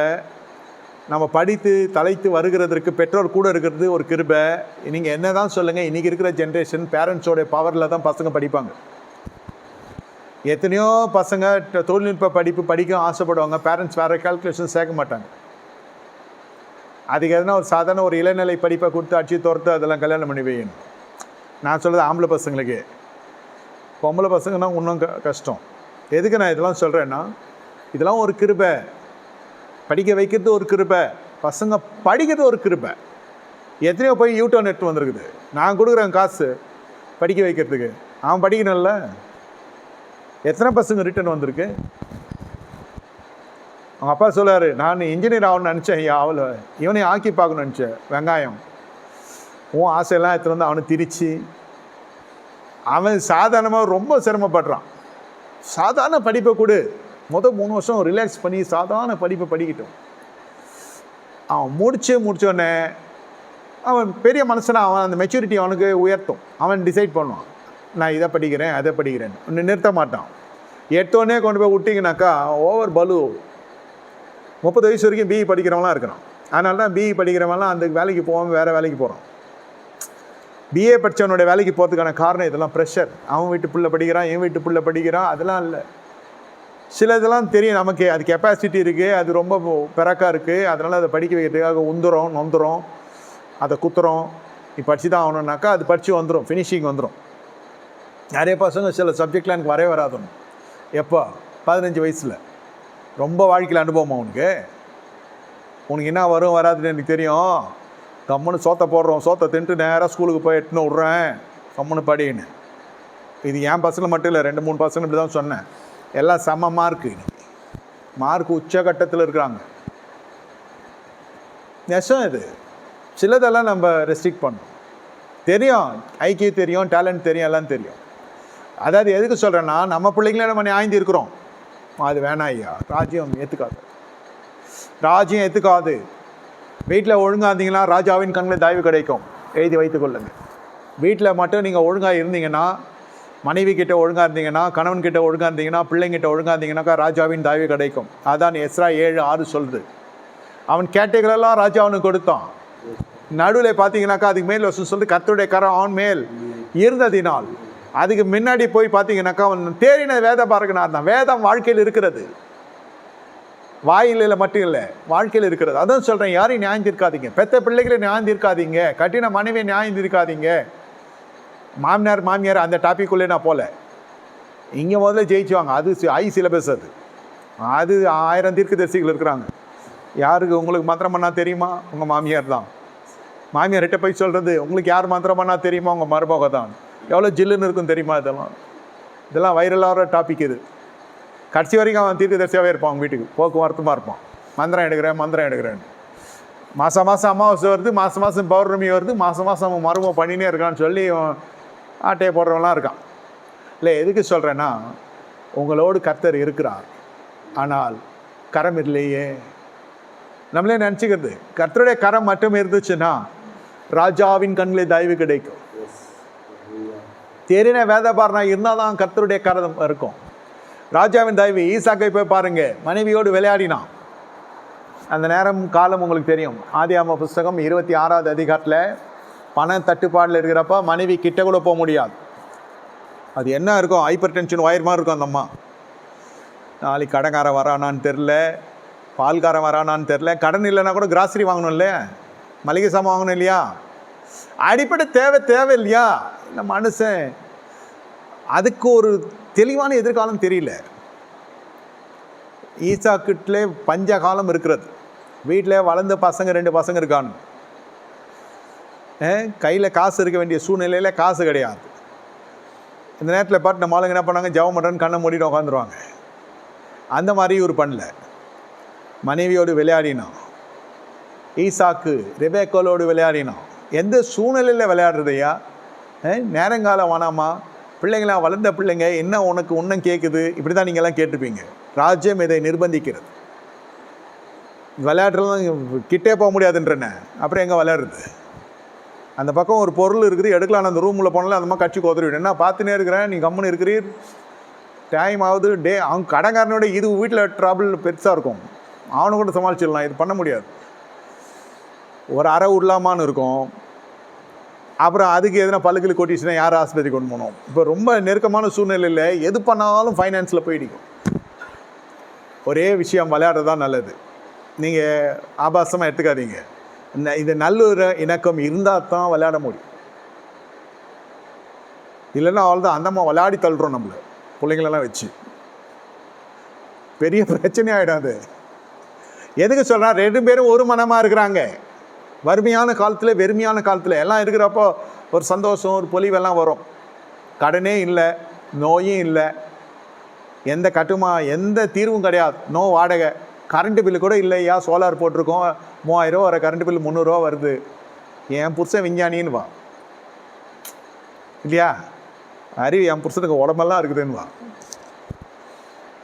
சோலார் போச்சு, வேலை செய்யலை, எனக்கு தெரியும், எங்கள் அப்பா அப்பே விசாரிக்காமல் கல்யாணம் பண்ணிட்டாருன்னு. நடக்குது தானே இது. இந்த மாதிரி சூழ்நிலையில் அன்பாக இருக்கலாம். எல்லாம் ஒழுங்காக போயினுங்கிறப்போ அன்பாக இருக்கலாம். 4 கொடுத்தன வாடகை வருது, ஊரில் நல்ல பேர் இருக்குது, கடன் கிடையாது, சரீரத்தில் நோய் கிடையாது, கெட்ட பழக்கம் கிடையாது, கெட்ட தொடர்பு கிடையாது, புகழ்கிறாங்களோ இல்லையோ ஒரு அவங்கள வரைக்குமா சமாதானமாக இருப்பாங்க. பொம்பளைங்க மட்டும் இல்லை, அவங்க குடும்பமே நல்லாயிருக்கும். புருஷனை கண்டுக்கிறாங்களோ கண்டுக்கலையா அது 2வது விஷயம். ஒரு சந்தோஷமாவது இருக்கும், வீட்டில் சண்டையாவது வராது இருக்கும். ஆனால் இங்கே எல்லாம் எதிர்மறையாக இருக்குது. பற்றாக்குறை உச்சகட்டத்தில் இருக்குது. பஞ்ச காலம், லாக்டவுனில் மாதிரி. அப்போது இது என்னத்தை பண்ண முடியும்? ஆனால் பார்வோன் அங்கிருந்து ஆரம்பிக்குது ஆசீர்வாதம். அங்கிருந்து பார்வோன் பார்த்துட்டு அவன் எல்லாத்தையும் மாற்றி போடுறான். எல்லாம் மாறுது. ஈசாக்கு வாழ்க்கையை மாறுது. ஏன்னா ரெபேக்கால தொட்டதா? நீ மனைவியோடு விளையாடுற வரைக்கும் உனக்கு வாழ்க்கையில் ஆசீர்வாதம் கிடையாது. மனைவியோடு சமரசம் ஆகிற வரைக்கும் உனக்கு ஆசீர்வாதம் கிடையாது. ஜெபித்தாலும் சரி, உபவாசாலும் சரி, கொடுக்கத்தான் இல்லையே. இப்போ கொடுக்க முடியாத நேரத்தில் எந்த பாஸ்டர் வர போகிறோம் அவங்க வீட்டுக்கு? கஷ்ட காலத்தில் வரமாட்டாங்க. நம்ம பார்க்குற பாஸ்டர் கர்த்தரால் அனுப்புகிற மேய்ப்பனா கஷ்ட காலத்தில் அதுதான் என் ஊழியன் நிற்பான். வனாந்தரத்தில் ஒரு மேய்ப்பனை கர்த்தர் எழுப்புவார். அது தேவன் எழுப்புகிற காரியம். ஏதாவது கொஞ்சம் சொல்லியிருக்கிறேன், மீதி 2 குறிப்பு இருக்குது, சாயந்தரம் முடிச்சிடுவோம். ஒரே குறிப்பிலே தான். என்னடா பாஸ்டர் இப்படி பண்ணிட்டாரு, நன்மை பெருசாக எதிர்பார்த்து நினைக்காதீங்க. ராஜா கேட்டவங்களெல்லாம் கொடுத்தான். எல்லா கவர்மெண்ட் ஆர்டர்ஸ் வரப்போகுது. ராஜா கொடுத்தான்னா அரசாங்கத்தினால தயவு வரப்போகிறது. இது இல்லாமல் உங்களுக்கு 100 மடங்கு ஆசீர்வாதம் வராது. இங்கே பார்த்தீங்கன்னா ஜபம் இருக்கான்னு பார்த்தா இல்லை, ஆனால் கீழ்ப்படித்தல் இருக்குது. இங்கே கனிகள் செயல்படுதான்னு கேட்டால் இருக்குது, வரங்கள் செயல்படுதான்னு கேட்டால் இல்லை. அந்த குடும்ப வாழ்க்கையில் என்ன உங்களுக்கு வர வேண்டியிருக்கு? குடும்ப வாழ்க்கையில் உங்களுக்கு தேவை கனிகள் தான். நான் கேட்டுக்கொண்டிருக்க தேவனோட ஜனமே, இந்த நாளில் கர்த்தர் உங்களிடத்துல சொல்லுகிற ஒரு காரியம், ராஜா கேட்டவைகளெல்லாம் கொடுத்தான் ஐயா, கேட்டவைகளெல்லாம் கொடுத்தான். உங்களுக்கு கர்த்தர் நாளிலே தீர்க்க தரிசன வார்த்தை என்னென்னா, உங்களுக்கு எதிர்பாராத நன்மை ராஜாவின் கருத்தில் வரப்போகிறது. Government orders, favour of the government, தேசத்தின் சேமம். நீங்கள் கூட வாழ்ந்துக்கிட்ட எல்லாம் நம்ம முறுக்கணும்னாக்கா அவ்வளோதான், வாழ்க்கையை முறுக்கிடும். அதுதான் நீங்கள் பார்த்தீங்கன்னாக்கா பெரிய நட்சத்திரங்கள்லாம் தனியாக இருப்பாங்கன்னா கணவன் மனைவியாக தனியாக, அப்படி சொல்ல, மனைவி இல்லாமல் தனியாக இருப்பான், எல்லா பேயும் ஏறிடும் வாழ்க்கையில். பெரிய பிரபலங்கள் நீங்கள் பார்த்தீங்கன்னாக்கா விவாகத்தில் இருக்கும். ஏன்? பணம் காப்பாற்றல கல்யாணத்தை, சொகுசு வாழ்க்கை காப்பாற்றல கல்யாணத்தை, வேணான்ட்டா. அந்த மனுஷியோ 2 பேரோ, கணவனோ மனைவி 2 பேருக்குமே பணம் காப்பாற்றுன்னு நினைக்கிறவங்களுக்கு சொல்கிறேன், பிரபலியம் காப்பாற்றுன்னு நினைக்கிறவங்களுக்கு சொல்கிறேன், பலம் காப்பாற்றுன்னு நினைக்கிறவங்களுக்கு சொல்கிறேன். ஹைகோர்ட்டுக்கு போய் பாருங்கள், ஃபேமிலி கோர்ட்டில் நல்ல அழகாக ட்ரெஸ் பண்ணி நல்லா படித்து 2 இங்கிலீஷ் பேசும். தமிழ்நாட்டில் பிறந்தது தான், தமிழ்லே வளர்ந்தது தான், தமிழ் குடும்பம் தான், 2 இங்கிலீஷில் தான் பேசும். இங்கிலீஷ் பேச தப்பு இல்லை, 2க்கும் தமிழ் தெரியும், ஆனால் இங்கிலீஷில் தான் பேசும், நல்லாவே பேசும். கூட படிச்சுதான் இருக்கும், கூடவே படிச்சுதாகவும் இருக்கும். ஆசைப்பட்டது, இஷ்டப்பட்டேன், கஷ்டப்பட்டேன்னு கல்யாணம் பண்ணி கடைசியில் விவாகத்துலேயும் இங்கிலீஷ் பேசியே வாங்கும். இதில் ஒரு பெருமை என்னென்னா, நான் சீக்கிரம் வாங்குறேன். இந்த ஹைகோர்ட்டில் உள்ள நடக்கிறது சொல்கிறேன். அப்படியே எதிர்க்க போங்க, அந்தனியார் கோயிலில் போய் பாருங்கள், கோயில் உள்ளே போக சொல்ல வெளில பாருங்கள், குஷ்ரோகம் பிடிச்சவங்களாம் இருப்பாங்க, உடலை சீழ் ஓடும். ஒரு சின்ன வண்டி அவங்களே அடித்து 4 சக்கர வண்டியில் வச்சு தள்ளின்னு இருப்பான். ஹஸ்பண்ட் உட்காந்துன்னு இருப்பான், குஷ்ரோகியாக கையெல்லாம் அப்படி ஒரு மாதிரி வச்சுக்கிட்டு, சீழ், ரத்தம், எல்லாம் முக்கியம். ஒரு தூக்கிலே காசு இருக்கும், சில்லறை காசு இருக்கும். இப்போ நோட்டு போடுவாங்க, பிரெட்டுக்கிட்டு தான தர்மம் பண்ணுறவங்களாம் கொடுப்பாங்க, அது நிறைஞ்சிருக்கும் அந்த மனுஷன் மடியில். பின்னாடி தள்ளி கொண்டு வருகிறோம் மனைவியாக இருப்பான். இன்றைக்கி போய் பாருங்கள், செவ்வாய்க்கிழமையிலே இருக்கும். படிப்பு எவ்வளோ பின்புலம், இதோட பின்புலம் என்ன, அதோட பின்புலம் என்ன? குஷ்டரோகியா பின்னாடி தள்ளி கொண்டு போகிறோம் யார்? மனைவி. அவரு அதில் ஒன்றும் அவன் நல்லவன்லாம் சொல்ல முடியாது. அப்புறம் ஒரு கட்டு பீடி வச்சுன்னு சுற்றின்னு இருக்கிறான். ஒன்று ரொம்ப கலெக்ஷன் ஆகிட்டோன்னு அவன் ஒரு பீடி எடுத்து கொளுத்துறான். காசு போடுறப்ப இதில் போடு அப்படின்றான். கலெக்ஷன் ஆகிற வரைக்கும் வேறு டோனில் பேசுகிறான். ஐயா சரி, க்ரோத் டெவலப்மெண்ட்டு நம்ம இன்னும் சொல்ல முடியாது. எவ்வளோ ஒரு செழிப்பான ஒரு வாழ்க்கை வாழ்கிறான். பீடி பிடிக்கல சொல்ல, பொண்டாட்டியோடு வாழ்ந்துன்னுக்குறான். இது எல்லாம் இருக்குது. 10 டிஜிட்டு சம்பாதிக்குது. என்னமோ சம்பாத்தியம் வேறு, வர கார் வேறு, ஊர் வேறு, கார்டில் தான் பேமெண்ட் எல்லாம். கடைசியில் வாழ்க்கையை தன்னுடைய தாளந்துகளால் ஞானத்தால் உழைத்து கொள்கிறார்கள். அரசாங்கத்துக்கான தயவு கிடைக்கல. இதெல்லாம் சொந்த குடும்பத்துக்குள்ளே சண்டை போட்டுக்கிறது, ஒன்றும் பண்ண முடியாது. யார் ஜெபித்தாலும் இதெல்லாம் ஒழுங்குபட்டு வராது. எழுதி வைத்துக் கொள்ளுங்கள், இதெல்லாம் உருப்படாது. என்ன இப்படி பேசுகிறாரு பாஸ்டர்? கர்த்தருடைய கரம் தான் ஐயா உங்கள் வாழ்க்கையை கட்டி எழுப்போம். கர்த்தருடைய கரம் சும்மா வராது, ஜெபித்தாலாம் வராது. வேதம் உங்கள் வாழ்க்கையில் இருக்கணும். புஸ்தகம் சொல்ல ஃபாலோ த வேர்ட். ராஜ்யம் இதுதான் ராஜ்யம். உங்களை நெருக்கிடும், போட்டு புழிஞ்சிடும். என்னென்னா உடுத்துங்க. நான் அப்படி சொல்ல எல்லாம் பிரம்மாண்டமாக வரீங்க, ரொம்ப சந்தோஷமாக இருக்கும். என்ன ஆன்லைனில் பர்ச்சேஸ் பண்ணி என்னென்னா உடுத்துங்கன்னு சொன்னால் ஆன்லைன் பர்ச்சேஸோ ஆஃப்லைன் பர்ச்சேஸோ நல்லா உடுத்துங்க, கண்ணியமாக உடுத்துறீங்க, வரவேற்கிறேன், சந்தோஷமாக இருக்குது. உங்களை பார்க்குற பொழுது வலி வேதனைகள்லாம் மறைகிறது எனக்கே. அதனால் அதிலெல்லாம் சபை பிடிக்கும், மதம் உங்களை பிடிச்சிடும். How dare you to dress like this man. இது அங்கே ராஜ்யம் அங்கே பிடிக்கும், வீட்டிலே. அதெல்லாம் என்னை ஏமாற்ற முடியாது. நீ கர்த்தரை ஏமாற்ற, போதகனை ஏமாற்றிடலாம். போதகன் மாதிரி அவர் என்ன சொல்கிறாரோ எல்லாம் கேட்டால் சபை மெச்சிக்கொள்ளும். குடும்பம்லாம் ஒன்றும் சேராது, சபை மெச்சிக்கொள்ளுக்கிற குடும்பம்லாம். யார் தசம் விடுவாங்களோ அவர் பிரதர் சொல்கிறது கரெக்டுன்னும், சிஸ்டருக்கு கொடுத்தா சிஸ்டர் சொல்கிறது கரெக்டுன்னும். எப்படிமா இந்த ஆள் கூட வாழ்கிறேன்னா தீர்ந்துச்சு. அது ஏறி தள்ள உட்காந்துங்க அந்த அம்மா, சர்ச்சு மேலே உட்காந்துக்கோது. பாஸ்டே சொல்லிட்டார், அது சபையை விட்டும் போகாது, அந்த மனுஷனையும் கிட்ட சேர்க்காது. மதம் செய்கிற ஆட்டகாசம் இது. மார்க்கம் அப்படி அல்ல, ஜீவ மார்க்கம், ராஜ்யம் அப்படி அல்ல. ஒழுங்காக இருந்தால் தான் கரம் இறங்கும். கரம் வந்தால் தான் ராஜா பின்னாடியே தேடுவோம். இல்லைன்னா நம்ம போய் நிற்கணும். எம்எல்ஏ வீட்டு வாசலில், எம்பி வீட்டு வாசலில், எல்லா இடத்துலையும் போய் நின்று காற்று நின்றுட்டு தவம் இருந்துட்டு அவனுக்கு லஞ்சம் கொடுக்குறேன் இவனுக்கு கொடுக்குறான்ட்டு வாங்கி ஏமாற்றிட்டு போகிறது. இந்த ஸ்டோரியெல்லாம் நிறைய ஜப குறிப்பில் வரும் பாருங்க. எனக்கு இப்போ அரசாங்க வேலைக்காக கொடுத்தேன்யா, ரொம்ப அறிமுகமான மனுஷன், வரல, ஃபோன் எடுக்கலை, ஆளை காணோம், ஓடி போயிட்டான். ஏன்? மனுஷனை நம்பினதுனால இப்படி. சபை சொல்லும், தசமாவும் கொடுக்குறேன்னு வேண்டிக்கோ, பொருத்தனை பண்ணிக்கோ, உனக்கு வேலை கிடைக்கும். கிடைக்கல வேலை, கிடைச்ச வேலைக்கு போ, தசமாவும் கூட இதுலேருந்து கர்த்தரை உயர்த்துவான். இவ்வளோ தான் நிற்கும். அதுக்கு மேலே போச்சுன்னாக்கா சரி ஜெபிப்போன்னு சொல்லி அனுப்பிச்சி வச்சுருவோம். ராஜ்யம் அப்படி விடாது. ராஜ்யத்தை நம்புகிற விசுவாசிகளுக்கு உங்களுக்கு தேவையான ஊட்டச்சத்து கொடுத்து அனுப்பிச்சிடும். நீ இதை சாப்பிட்டு அடுத்த வாரம் வரத்துக்குள்ளே சரியாக வருவேன். வேறு மாதிரி வருவீங்க. Intake is like that. இது என் பிரசங்கம், அதுக்கு சம்மந்தமே கிடையாது. தனி மனித தாளந்துக்கோ தனி மனித திறமைக்கோ இங்கே மரியாதை கிடையாது. கர்த்தருடைய வார்த்தைக்கு தேறின வேதபாரகனாக இருக்கிறதுனா நியாயம் தீர்க்காதீங்க, தயவு செய்து நியாயம் தீர்க்காது. Might be your children, might be your wife or husband. நான் சொல்கிறது அந்த மாமனார் மாமியார் வேணாம், அது பெரிய டாபிக், நம்ம சாயந்தரம் பார்ப்போம் அதை எப்படி டீல் பண்ணுறது. இப்போ வரைக்கும் பார்த்தா இதுவே நம்மளுக்கு வந்துடும் கை மேலே.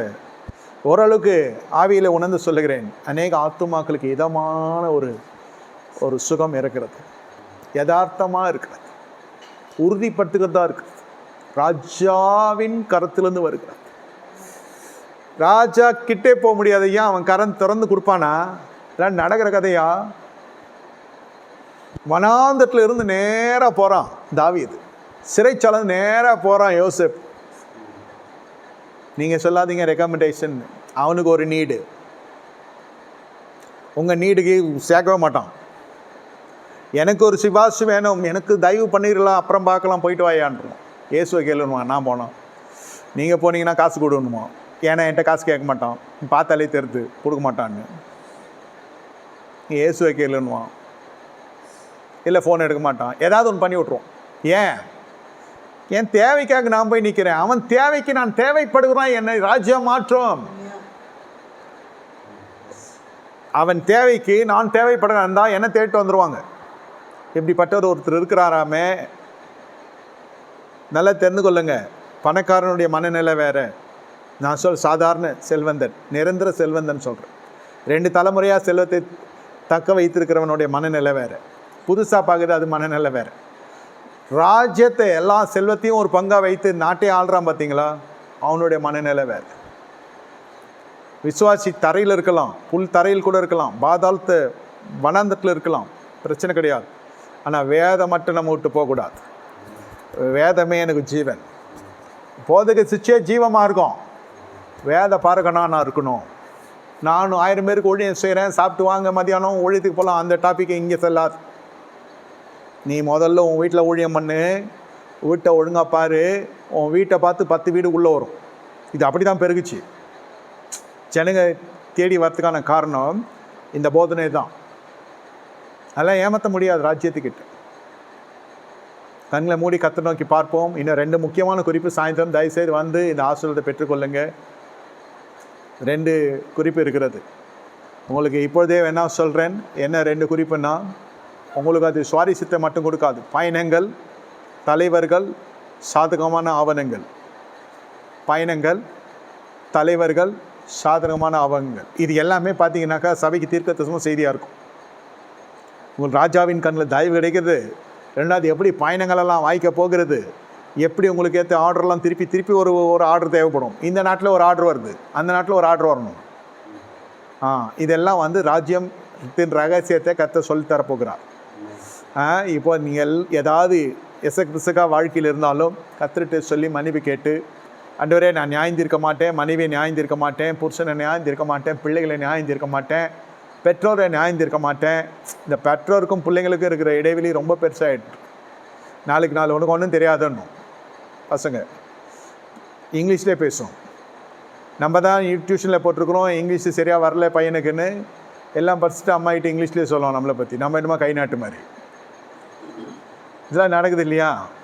உனக்கு ஒன்றும் தெரியாது, எனக்கு ஒன்றும் தெரியாது தான் உன்னை படிக்க வச்சேனா, நீ ஓல்டு மேன் ஆகிட்டப்பா, உனக்கு ஒன்றும் தெரியாது. என் கோல்டெல்லாம் வச்சு தாண்டா நான் ஓல்டானேன், என் கோல்டெல்லாம் போச்சுரா உன்னால், படிக்கிறியோ படிக்கலையோ அது 2வது விஷயம். ஏன்னா இப்படி பேசலாமா? அவன் என்ன தப்பாக பேசிட்டானோ என் பொண்டாட்டி, இன்னும் நம்ம எப்படி ஆகிடுவோம்?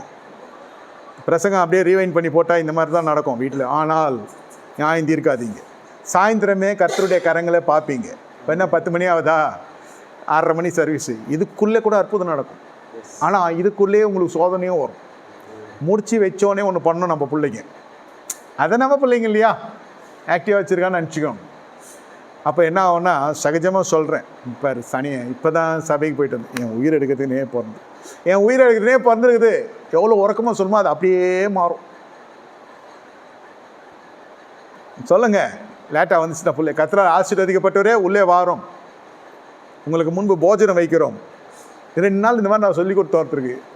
வைக்கமே படாது சொல்லுங்கள், தைரியமாக சொல்லுங்கள். 3வது வாட்டி பையன் ஃபோன் வச்சிட்டான் எனக்கு, அங்கிள் உங்கள் வேலையா இதுன்னு. பாருங்கள், அதுதான் இன்டெலிஜென்ஸுன்றது. நம்ம பசங்க, எங்கள் அப்பா இப்படிலாம் பேசுறதே கிடையாது. இது எங்கேருந்து வருது எனக்கு தெரியும். நீங்கள் தான் கூச்சமாக இருக்கு அங்கிள், ஐயோ சமைச்ச பொண்ணு மாதிரிலாம் பண்ணுறியாடா, ஏன்டா. திருப்பி நாளைக்கு வந்து உங்கள் அப்பா இப்படி தான் சொல்லுவார், கர்த்தரால் ஆசீர்வப்பட்டே உள்ளே வாரோம், உமக்கு முன்பு போஜனம் வைத்திருக்கோம், புசியும் குடியும் என் ஆண்டவனே அப்படின்னுவார். அவன் பார்த்தான், மறுநாள் 8 மணிக்கெலாம் வீட்டுக்கு வந்துட்டான். பாஸ்டர் இப்போ பையன் அற்புதம் நடந்துச்சு எங்கள் வீட்டில். என்னன்னா 10 மணிக்கு வர பையன் 8 மணிக்கெலாம் வீட்டுக்கு வந்துட்டான். நான் என்ன சொன்னேன், கர்த்தரால் ஆசீர்வப்பட்டே உள்ளே வாரோம், உமக்கு முன்பு போஜனம் வைத்திருக்கிறோம், புசியும் குடியும் என் ஆண்டவனே. அத்தனையும் வேத வசனம் தான். நீங்கள் அது சொல்கிறப்போ உங்களுக்கு மாறும். அவனை பெல்ட்டை கட்டுறான், தோலை உரிக்கிறவன், உரிச்சி மாட்டுறேன், இந்த கறிக்கடைக்கார மாதிரிலாம் பேசுனான், அவன் வேறு ரேஞ்சில் பேசும். இதெல்லாம் 10 மணிக்கு மேலே சத்தம் போட்டால் ஜெபம் பண்ணாலே அவனும் வீடு தரமாட்டுறான், ஓவராக ஜெபம் பண்ணுறானுங்கன்னு. அதுதான் பண்ணுறதே இல்லை இப்போ யாருன்றான்.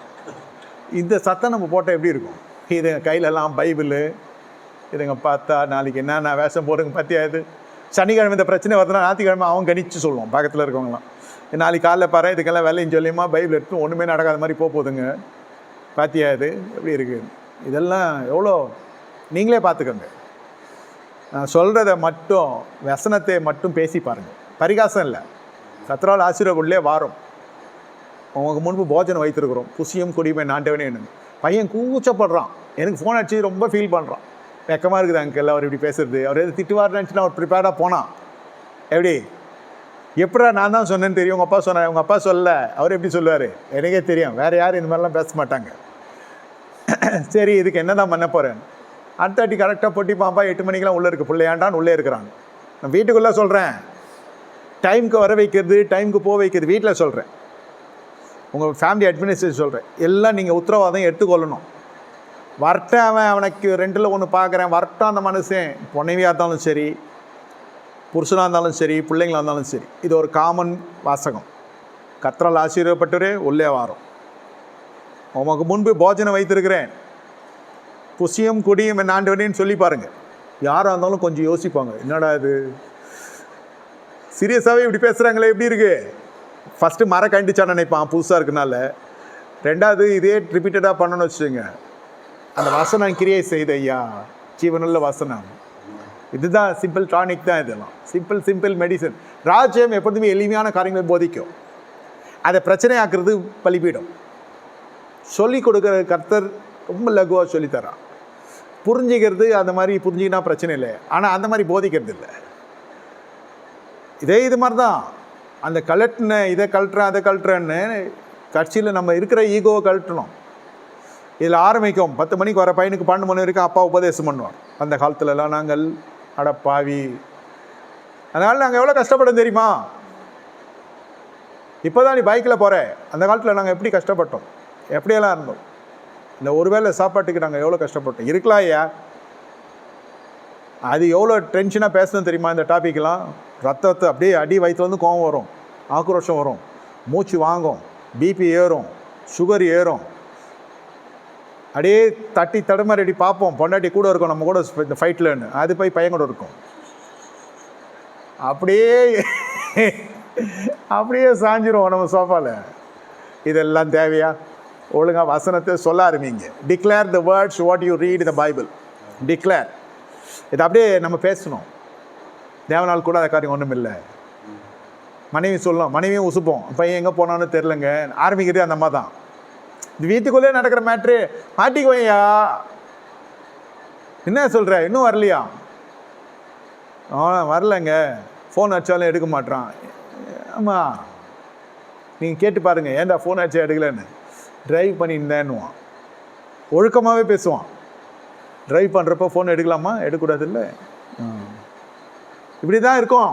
You will not get the solution. வராது, உங்களுக்கு தீர்வு காண முடியாது. ஆனால் ஒழுங்கும் மரியாதையாக கர்த்தருடைய வார்த்தைக்குள் வந்து குடும்பத்தை நடத்துவீர்கள் என்றால் ராஜாவினுடைய காரியம் முக்கியம் இல்லை. மறுபடியும் சொல்கிறேன், ராஜாவின் கரம் நமக்கு கருத்து வருகிறது முக்கியம் இல்லை. என் தேவனுடைய கரம் இறங்கணும்.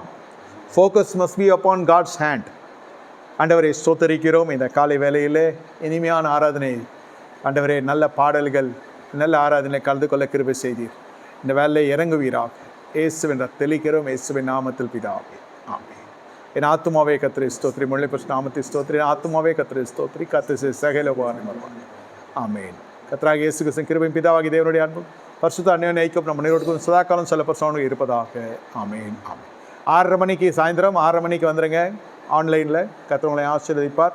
நேரில் வரவங்க நேரில் வந்துடுங்க.